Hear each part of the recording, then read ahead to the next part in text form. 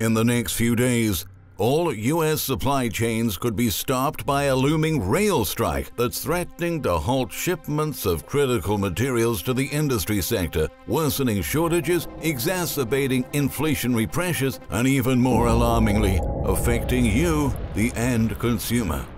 If a deal isn't reached by tomorrow, over 100,000 rail workers could walk off their jobs, sparking enormous disruptions all across the country and plunging U.S. ports into total chaos right as we approach the busiest shipping season of the year. Executives say we're on the verge of a full-blown crisis that will not only be catastrophic for businesses and shoppers, but have serious repercussions for the entire economy. Now we've got a lot to cover today, but before moving on, please support our work by leaving a thumbs up in this video and subscribe to our channel so you can stay up to date with the most important news. Just as we thought things were finally getting calmer on supply chains, a perfect storm begins. A potentially disastrous rail strike with dire consequences that will cascade through the entire economy is about to burst as Congress and unions face a stalemate in the negotiations of working contracts for 125,000 freight and rail workers. According to Business Roundtable Chief Executive Officer Joshua Bolten, supply chain issues would be geometrically magnified by the rail strike, and that's not just the occasional Amazon box showing up 2 days later than it should. These are critical materials, he emphasized. Typically, over 30% of the items transported in the U.S. are shipped by train, and as soon as tomorrow, those trains could stop indefinitely in their tracks. The stoppage could halt the delivery of a wide range of essential supplies, including chlorine, to keep the water we use and consume daily clean. The trains also carry everything from the food on your dinner table to this year's Halloween costumes, metals for industry, auto parts, chemicals, fertilizers, and a series of other commodities. And if a deal isn't closed by Friday's deadline, we could witness the largest strike of such a kind since 1992.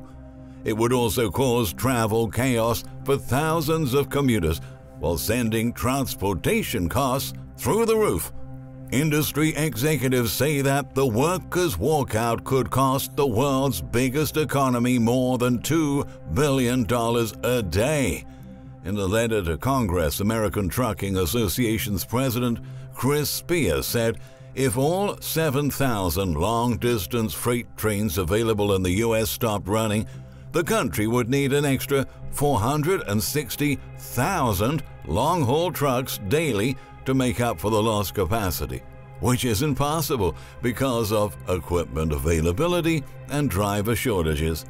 The trucking industry, dealing with labor issues of its own, faces a deficit of 80,000 drivers nationwide, he wrote. As such, any rail service disruption will create havoc in the supply chain and fuel inflationary pressures across the board. On top of that, such an outcome would result in a spike in the price of diesel to record highs, which would consequently push gasoline prices up as well, reversing the latest declines. John Brennan III, a former senior counsel for the Union Pacific Railroad, pointed out during a recent interview that when the last rail strikes occurred in the early 1990s, Congress passed settlement resolutions within 24 hours. But that isn't likely to happen this time around. The partisan divide in Congress today, along with the upcoming midterm elections, could make it very difficult to pass settlement legislation before midnight on Thursday, when a work stoppage would be permitted under the law, he says. Expedited passage of this legislation requires unanimous consent, and one senator or congressman on either side of the aisle looking to gain political points will be able to hold this up. The possibility for theatrics is endless, Brennan exposed. Rail carriers are already announcing plans to halt train shipments of bulk commodities as early as tomorrow morning Today, Norfolk Southern Corporation said it had already stopped receiving automobiles at its loading facilities. Many other operators are expected to follow suit. They've also already started refusing to take new shipments of grain in anticipation of the strike. Justin Luchheim, the Senior Director of Government Affairs at the Fertilizer Institute, revealed that most rail freight companies aren't accepting new shipments of ammonia fertilizer and other farming materials since Wednesday, meaning that millions of farmers that are preparing to plant for the fall season could experience extensive shortages of fertilizer. We are hearing several rail carriers are tentatively planning to wind down shipments, added Max Fisher, chief economist at the National Grain and Feed Association, which represents most U.S. grain handlers, in a note to Bloomberg. If our processing plants are not running, the food manufacturers that buy these ingredients won't have access to them for an extended period of time. Depending on how long it would go on, we worry about scarcity, being able to actually get the food, Fisher continued. A rail strike hitting during the fall harvest would cause swift and severe economic damages, Mike Safet, the CEO of the association, warned. Beyond domestic food prices, the stoppage could affect global food markets, given that the U.S. is a major grain exporter. With the Ukraine crisis cutting off much of the grain from that country, a disruption in U.S. supply will only make a bad situation worse, Safet said. And even though refineries ship out fuel via pipelines, railroads actually play a key part in making the gasoline that ends up in our tanks. Just about all the ethanol that goes into gasoline is moved by rail. Almost all ethanol is moved via rail. It's produced in the Midwest, as explained by Debnil Chowdhury of CNP Global Commodity Insights. There is no easy substitute for rail, and the U.S. government will have to make decisions around blend targets if ethanol movement to demand centers are constrained due to a strike. Even the chemicals used in the refining process arrive via rail, and many other commodities remain at risk, including coal and crude products, which could delay pre-winter stockpiling by utilities, triggering an increase in natural gas demand by power plant generators. In other words, the disruptions caused by the strike could impact every aspect of our lives, from the food supply chain to the gas pump to the electric grid. Efficient rail operations are also critical to the Port of Los Angeles, highlighted Gene Soroka, the port's executive director. With 2/3 of our cargo leaving California by rail, the supply chain and the U.S. economy need all of us working at maximum effort. The peak shipping season for imported goods heading to major U.S. retailers ahead of the holiday shopping period is now. Earlier this week, the National Retail Federation stressed it is extremely concerned about shortages later this year if the stoppage starts tomorrow. We are in the middle of the peak import season, said the trade group.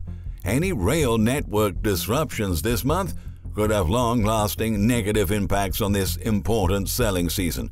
Product delays and shortages are correlated with inflation, it noted.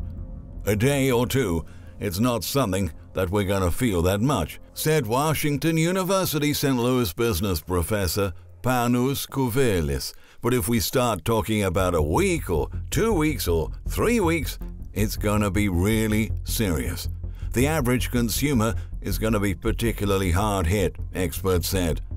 What consumers may be faced with is empty store shelves and rising prices for the goods that remain on the shelves, alerted Neil Bradley, Executive Vice President and Chief Policy Officer of the U.S. Chamber of Commerce. And if it goes on too long, workers in other sectors could lose their jobs. You're talking about factory shutdowns, Bradley continued. And so this is not just going to have an inconvenience for consumers. At some point, we will start to quickly see the trickle down and other people losing their jobs because of this national rail strike.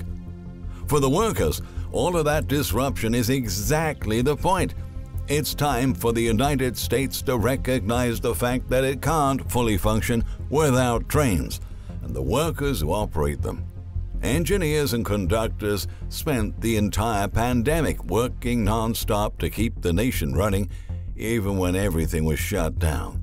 But these people have been pushed to their breaking points, and they're urging authorities to concede them better working contracts. Oftentimes they work 14 days in a row. They aren't allowed to get sick days. They don't have set weekends. They're usually penalized when they miss work, even if it's for a doctor's appointment or family emergency. Those conditions fuel a high turnover rate, further straining workers. The average American would not know that we get fired for going to the doctor. Dennis Pierce, president of the Brotherhood of Locomotive Engineers and Trainmen, told the Washington Post. "We have guys who are punished for taking time off for a heart attack and COVID. It's inhumane," Pierce reveals.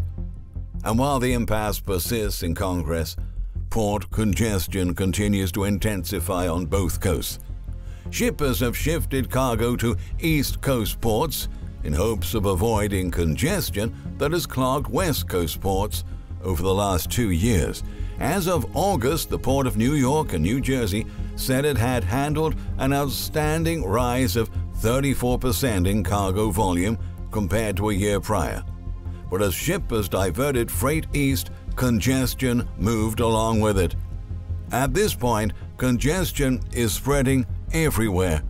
The latest analysis of CNBC's supply chain heat map shows that the number of ships waiting outside East, West, and Gulf Coast ports is rising by the dozens every day. The traffic jam is leading ocean carriers to cancel sailings and skip U.S. ports altogether, and the flood of imports has left port docks and increasingly truck yards with a glut of empty containers. Port authorities say that the huge pile of empty containers keeps getting bigger and bigger as truckers face a lack of enough chassis to move them to other locations. Flexport outlined that the pileup of containers is becoming a full-blown crisis, since dock workers can't unload arriving vessels before the empties are removed from the yards.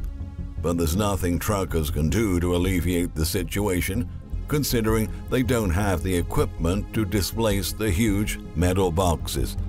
The Association of State Motor Carriers, which represents drivers hauling cargo at the Port of New York and New Jersey, recently polled members and found that 94% of respondents had been forced to send home workers because of a lack of chassis. One trucking company said, "Due to congestion and various issues at the East Coast ports, we are experiencing widespread delays along with acute chassis shortages.